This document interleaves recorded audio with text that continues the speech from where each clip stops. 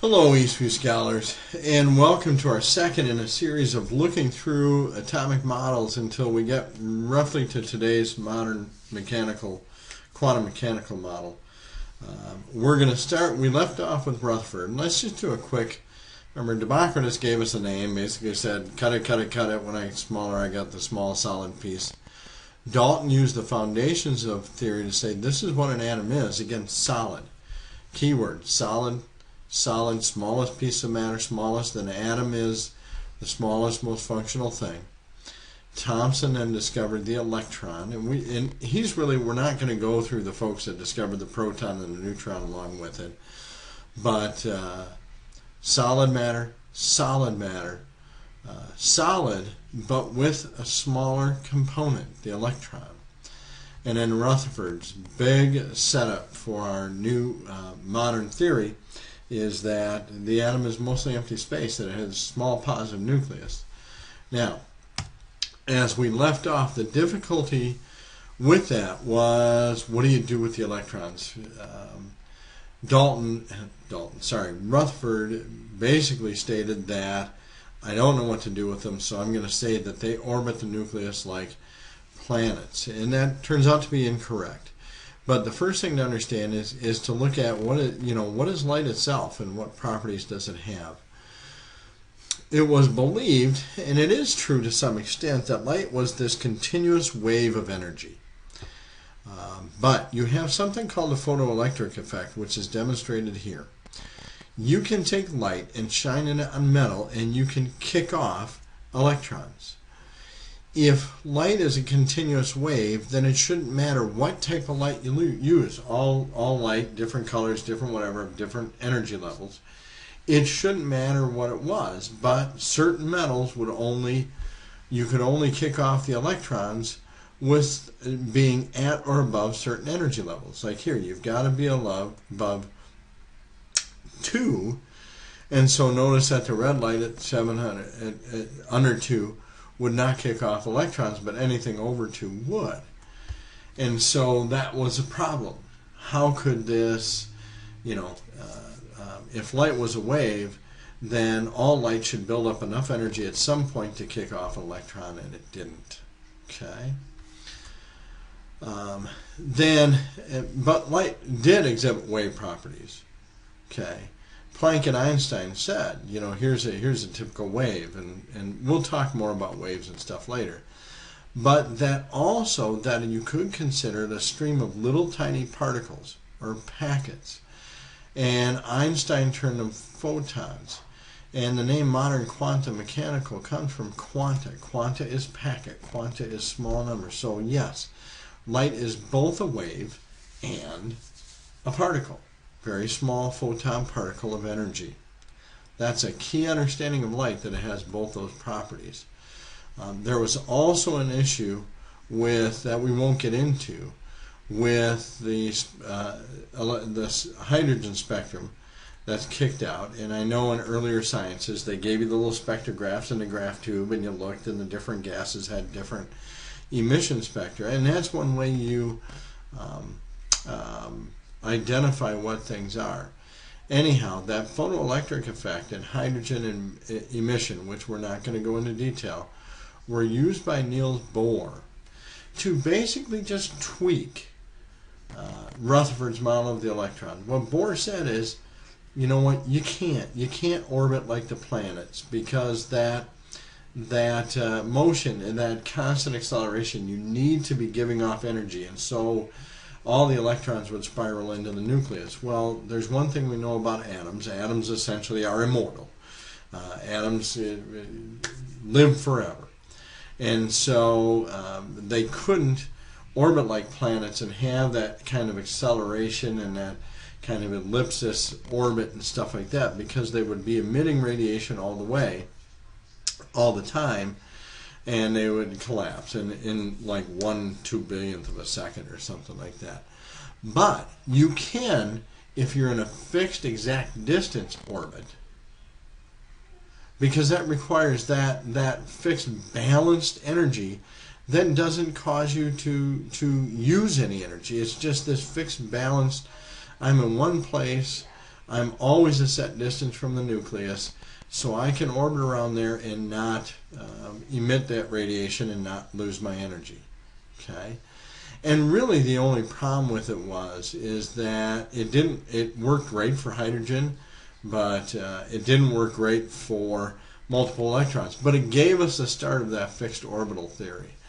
And here's an example of it. And all it was saying was, if you were a set absolute distance from, then you could absolutely orbit in a set distance, not a changing distance, not an accelerating thing as you moved it around, and not lose your energy. Okay, so where did that dual wave particle theory come from?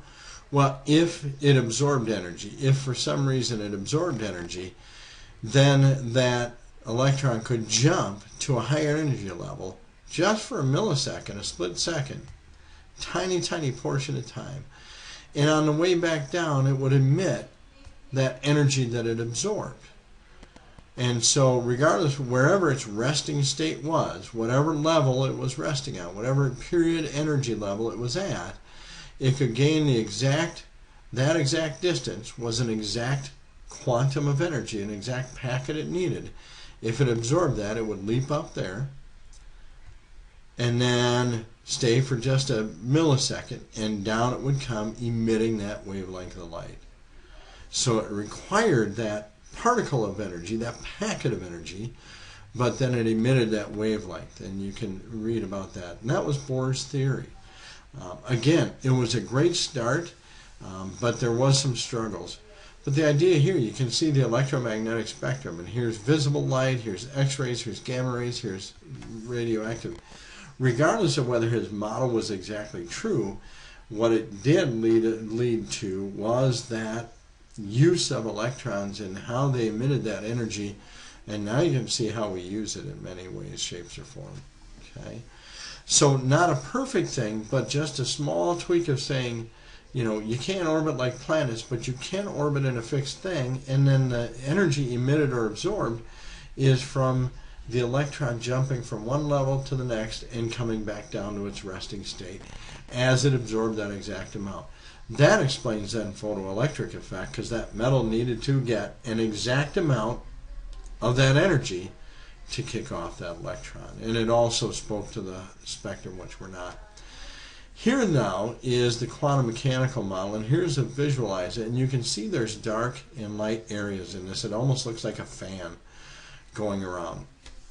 The theory then in quantum mechanical is really more a tweaking of Bohr so that it works with all atoms and not just with hydrogen, that it works with multiple electrons.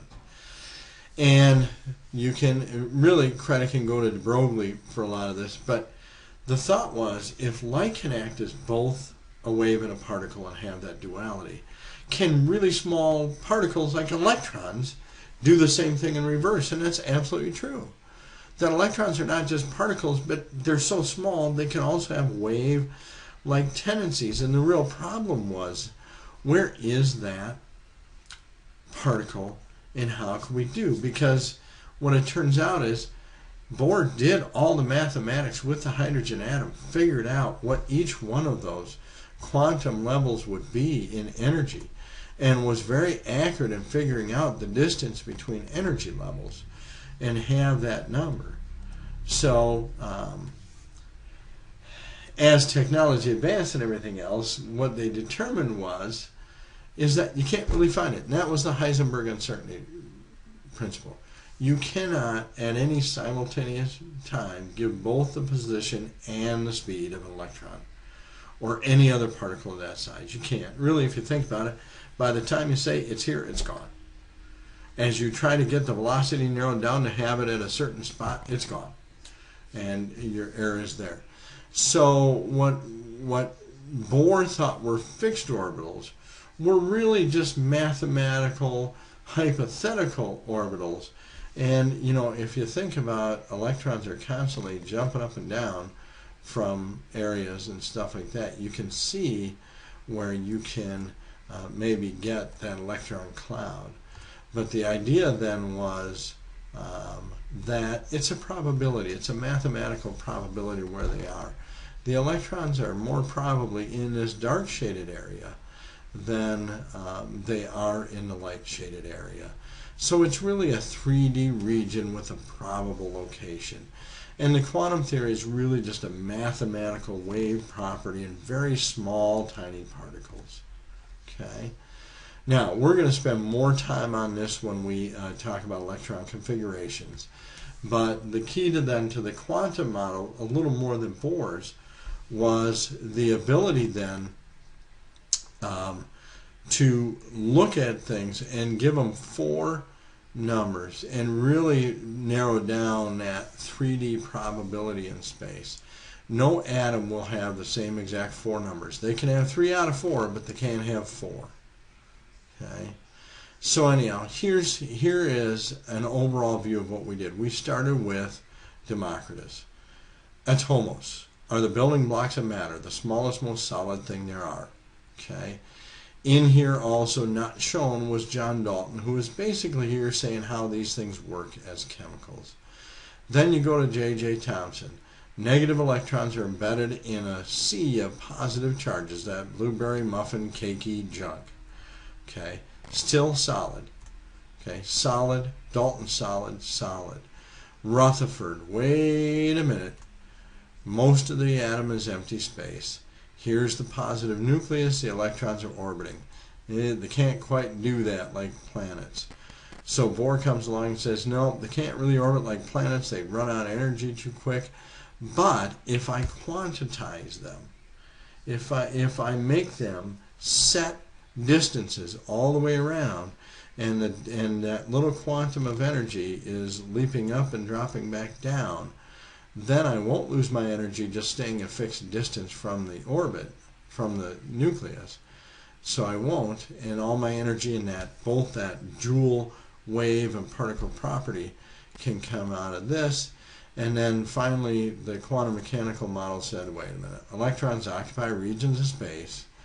There's complex math, which we'll talk about a little bit. Not the math so much, but just these different shapes that they're in a probable area, but according to Heisenberg, I can never pinpoint an atom. Anyhow, the whole idea is look at that timeline and get an idea of how people, as technology advanced and as they were able to keep testing theories, were able to just kind of tweak things. Dalton wasn't wrong.